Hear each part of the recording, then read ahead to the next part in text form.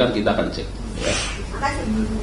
Ini kita kembali ke Harvey Muiz tadi Pak. Ini kan tuntutannya 12 tahun penjara dinilai tidak sebanding dengan kerugiannya. Nah ini apakah ada gratifikasi juga Pak ke jaksa dan hakim pada saat proses hukumnya? Kemudian untuk update kasus Helena Lim itu seperti apa Pak? Yang Mbak nggak setuju yang mananya?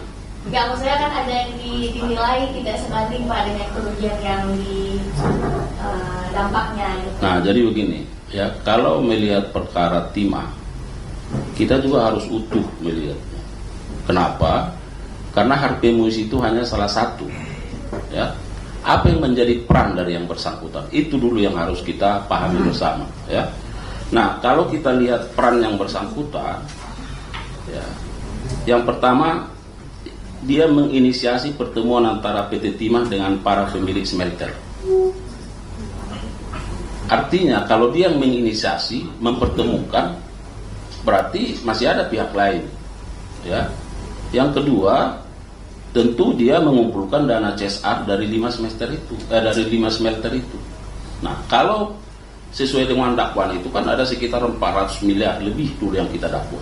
Tetapi dalam proses persidangannya, bahwa hakim melihat ternyata yang dinikmati sekitar 200 miliar lebih, dan itulah yang menjadi beban kepada yang bersangkutan. Nah, jadi kita harus melihat secara holistik, karena siapa lagi pelaku-pelaku terhadap tindak pidana korupsi timah ini? Tentu kita sudah menetapkan ada sekitar 22, ya. Nah, lalu apakah itu cukup? Nanti kita lihat bagaimana perkembangannya. Siapa lagi yang akan dimintai pertanggungjawaban terhadap itu?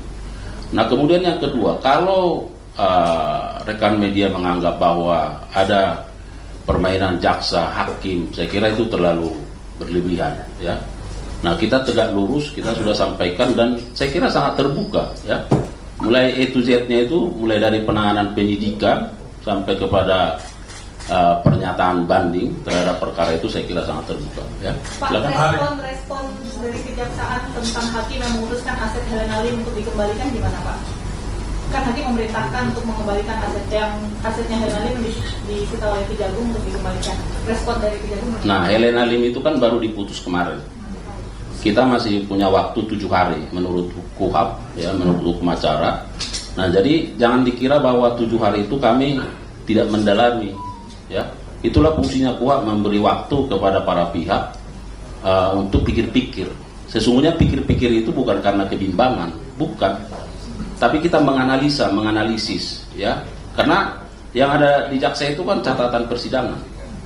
Lalu dilihat, dicatat apa pertimbangan-pertimbangan yang disampaikan oleh pengadilan. Apakah pertimbangan-pertimbangan itu sangat berkorelasi dengan apa yang kita dakwa dan kita tuntut.